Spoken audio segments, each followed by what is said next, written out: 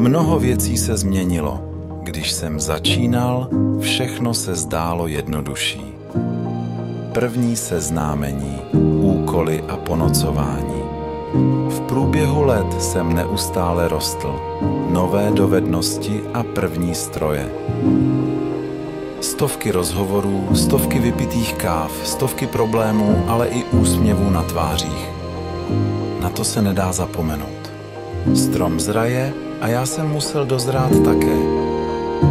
Radovat se z maličkostí a vážit si toho, že každá pomoc je důležitá. Mou roli začala přebírat technika.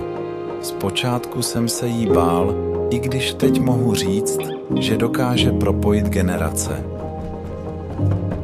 Tradice měla vždy místo v mém srdci a dějiny, které se ve mně zapsaly, jsme tvořili společně. Nyní mohu říci, že technologie může spojovat generace.